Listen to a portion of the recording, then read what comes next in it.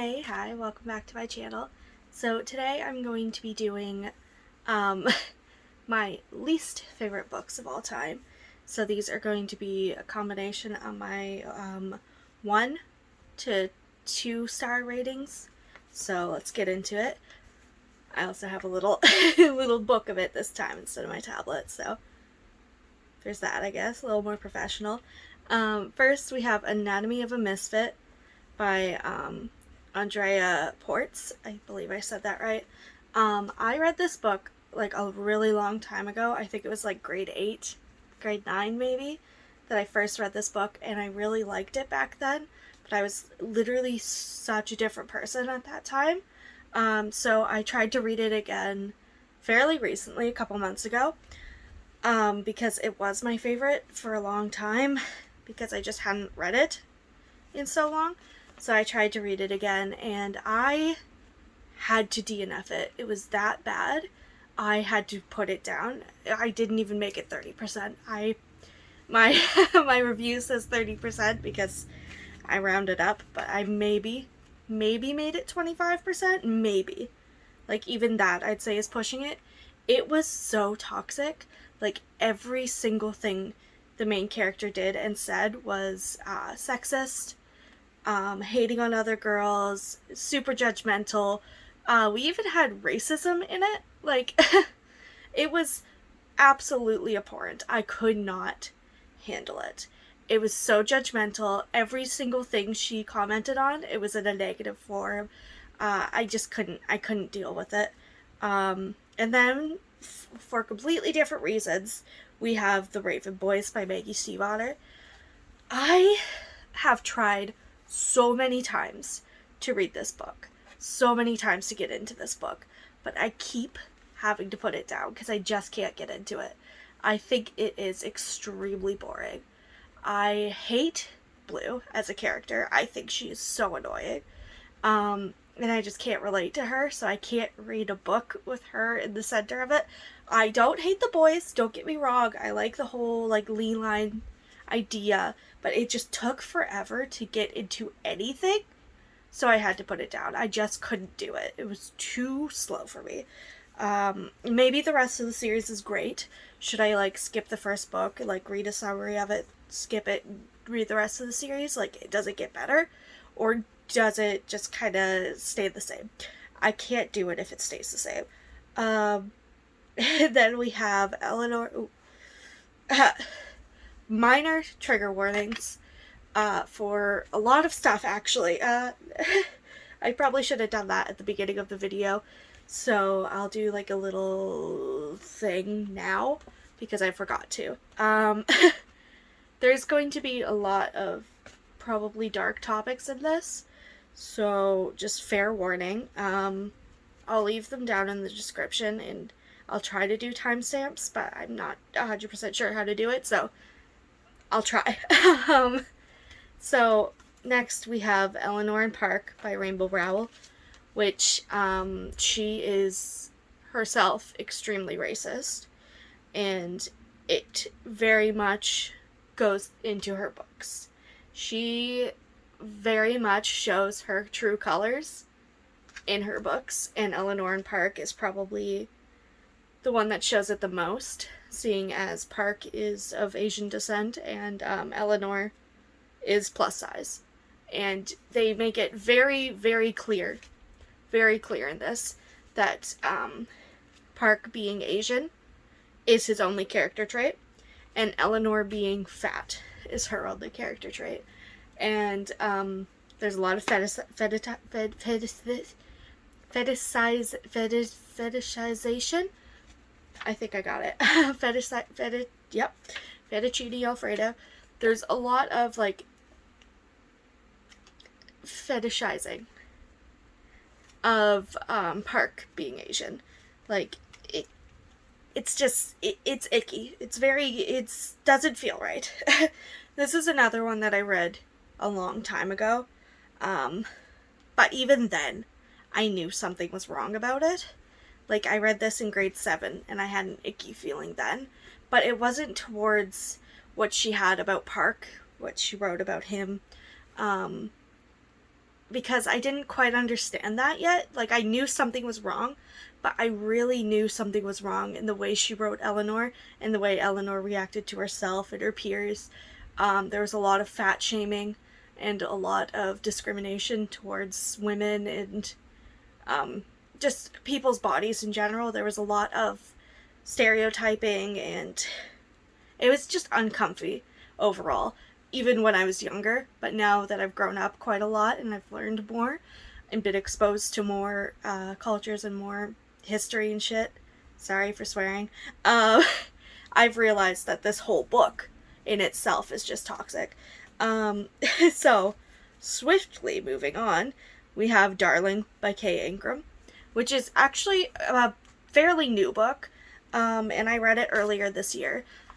I love the idea of Peter Pan. I really do. I love things based on the story of Peter Pan. And I was really excited for this one. It was kind of an older take, a little bit of a thriller. It sounded interesting. It sounded cool. But I just found we didn't focus on anyone other than Wendy. And Wendy herself was odd. I couldn't get into her as a character. I didn't relate to her. I couldn't connect with her story. It just felt super disconnected. All the children, including Tink, were just weird. Like, also, they very much fetishized Tink. Like, Tinkerbell, like she is in the old books and in the movies and stuff, specifically Disney movies, she is overly fetishized. And it is even worse in this because this is the person telling the story that's fetishizing her, and Wendy fetishizing her, and the other Lost Boys fetishizing her, not just Peter. So it's all around just gross and like slut shaming and all this stuff to this girl, and for no reason at all. And I just didn't connect with it. I thought there was a lot of missed opportunities, and it was very kind of haphazard, because when we got to the thriller aspects, they were extremely quick. Like, they were over very fast. And also, there was a forced love interest for some reason. I don't know why that was added, especially last minute like it was. It was just not it. I didn't like it. But I read the whole thing. I didn't DNF this one because it was gripping in that way. I just didn't like it. That kind of sounds weird, but yeah. And then I'm gonna fix myself. I'm sorry. And then I had Heartless by Marissa Meyer. I tried reading this book so many times, I had to put it down multiple times. I actually, in grade 9 or 10, I don't remember which, I chose this book for an English paper. It was supposed to be like a book report, and I couldn't finish the book then. So I had to make up the entire thing of the book report based on what I knew about the story and what I read of the story. And I had to just kind of mangle it together at that point, because I just couldn't bring myself to finish the book. It was very slow. I despise the main character. She is the bane of my existence. I literally hate her so much. Like, unlikable character does not describe her. She is unbearable character. I hated her. And I wish I liked this book, because Alice in Wonderland is one of my favorite fictional properties, and stuff revolving around Alice in Wonderland, the Red Queen, the White Queen, those are some of my favorite stories. But this just didn't work for me. I couldn't deal with it. It was just so obnoxious in the writing, and the way they tried to humanize the Red Queen just didn't work with me. She was bratty. It was just too much. Overall, just couldn't do it. And then we had Sharp Objects by Gillian Flynn, which, very sadly, this is the first Gillian Flynn I've ever read. There's a truck going by, sorry. Okay, so this is the first Gillian Flynn I've ever read, which I know is probably not a good place to start. But I'm not gonna put it against her, because I know she has written amazing books, and a lot of people who have read a lot of her books say that this is the worst. So it was kind of just bad for me to have this be my first one. So it was very predictable. I knew exactly what was going to happen in the end. Pretty much like 50 pages in, I knew what was going to happen at the end of the story, and it was just trying to trot along to get to that end point. And well, fast forward, the ending was not worth it. It was exactly what I predicted, and it wasn't engaging enough. It wasn't eventful enough for it to make it worth it. The fact that I knew it was coming, like nothing was changed. There was no like throw in your face, proper plot twist. Yeah, words. It was just not good. And the other thing was the main character was very problematic in herself. She was very sexist. Like every woman she met she put like bad comments towards about their looks and about how they flaunted themselves, and it was just probably of the time because this was an early 2000s release, but I don't enjoy reading that. And thrillers tend to do it a lot more than other books. I shouldn't say that because contemporary YA really likes to throw it in there. Well, they did back in the early 2000s. They kind of stopped now because it was ridiculous. It was insane how much girl hate was in these books. But this one, full of it. Another thing is it's very triggering. The story focuses around self-harm. Um, I didn't fully know that going into it. Like, I knew that it probably had something to do with it, but I didn't understand how much it would have to do with it. And it is extremely graphic in the way that it describes self-harm. And it was a lot. It was a lot. It's a thriller. I get that it's supposed to freak you out, but it's not supposed to do it in that sort of way. It's supposed to be horrific, not traumatizing, you know? Like, it's not supposed to make me have bad thoughts in that way, you know? Like, I shouldn't. Anyways, it's hard to explain without going into detail about it and like why it would be triggering, so I'm just not going to. But I didn't realize that there was a sharp object on the cover of the book, because I only saw the movie cover, like the movie book cover, so I didn't realize what the original cover was, and maybe if I did, I wouldn't have read it, because I would have figured out what it kind of focused on if I saw that cover. But anyways, I also found that the characters reacted very unrealistically. Like her quote love interest, he was not there for her at all. And she would tell him all these horrible things that are happening to her, and he'd just kind of brush it aside and just not react at all. And I found that really odd, because then he'd turn around and tell her how much he loves her and all this stuff, and it's like, you completely ignored what she just told you and all the traumatic stuff that she just went through. You're just glossing over it. But it wasn't for me, sadly. And then I have on here Stalking Jack the Ripper by Carrie Maniscalco. I have ranted about this book on my channel before, but I'm going to do a very short, kind of brief rant here.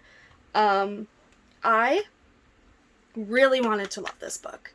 I had built it up in my head for so long because I really wanted to like it. I really love the idea of Jack the Ripper. I love the whole, like, mythology around him as a character.